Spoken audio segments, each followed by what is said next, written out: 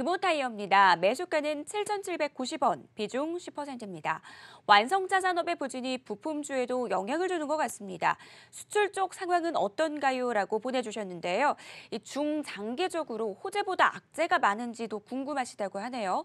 이사님 어떻게 보세요? 이거 어려운 종목인데 한번 해보죠. 일단 차트 모습을 보시면요. 지난 4월, 그러니까 3월 말부터 4월 초 사이에 아주 강한 상승을 하게 되죠. 이때 3,500원 밑에 있던 것이 8,000원 위로 올라가게 됩니다. 2배가 넘게 상승을 하죠.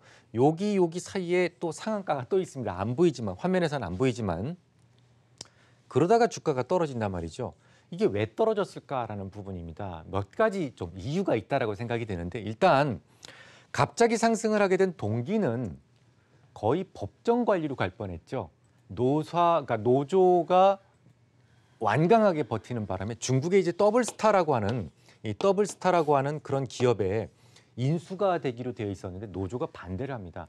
그래서 그러면 그냥 기업 청산하는 쪽으로 가자라는 생각을 했었는데 극적으로 노조가 그래 그럼 그냥 허락할게라고 하는 바람에 더블스타에 극적으로 인수가 되게 되죠. 그런데 이 더블스타라는 회사는 중국에서 타이어를 실제로 만들고 있는 회사예요. 그러니까 이 금호 타이어 입장에서 봤을 때는 PEF, 사모펀드에서 가져가서 포장해서 파는 것보다는 실질적인 타이어를 만드는 회사가 가져가서 좀 이렇게 그 가치 상생의 방법을 모색하는 것이 훨씬 좋다라는 생각을 했겠죠. 그래서 잔뜩 기대를 가졌었어요. 야, 요번에 우리가 중국에 아주 편안하게 진입할 수 있겠구나라는 생각을 했던 겁니다. 그런데 더블스타 쪽에서는 아직까지 이렇다 말이 없어요. 왜냐하면 노조 측에서 계속 지금 원하고 있는 것이 지금 잘린 사람 다 복직시켜라 라는 부분을 계속해서 반복적으로 원하고 있기 때문에 더블스타 쪽에서는 어떤 비전을 제시하지 않고 있는 것 같습니다. 뭐 제 생각입니다만. 그러다 보니까 거기에 대한 부분이 조금 실망 매물이 좀 나왔고요. 두 번째는 뭐냐면 더블스타가 이 회사를 인수하는 과정에서 제3자 유증이다라는 그런 방식을 썼는데요.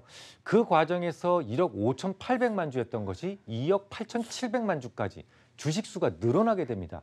자, 그러면 주식수가 늘어나면 어떻게 된다고요?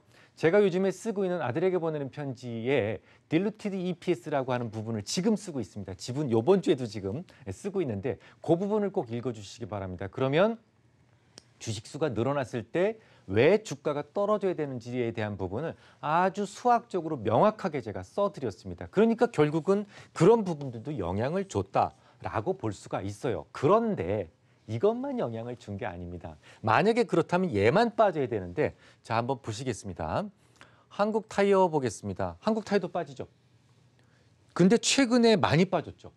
그리고 예를 들어서 기아차를 보겠습니다. 기아차도 많이 빠졌죠. 이게 이유가 있는데요.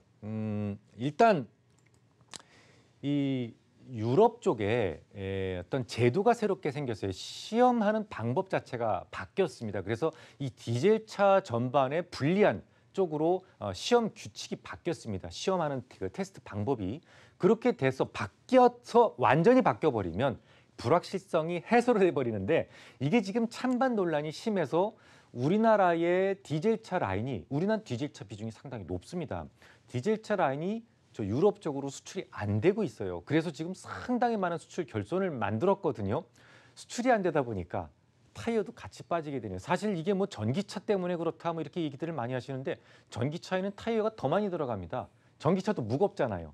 무거운데 제로백은 더 빠르죠. 그러니까 무거운 차량을 더 빨리 움직이게 하려다 보니까 타이어 소모는 더 크거든요. 그러니까 그거 이외에 다른 이유가 있는 겁니다. 그 이유는 일단 기본적으로 금호 타이어가 가지고 있는 그런 기본적인 어떤 EPS에 희석될 수밖에 없는 그런 이유가 있었고 또 한 가지 이유는 유럽 쪽의 어떤 테스트 방법이 바뀌어 가고 있는 과정에 있는데 이게 지금 상당히 쟁점이 되고 있어요. 그래서 아직까지는 지금 이게 언제 풀릴지 확실하게 모른다는 것이 문제죠.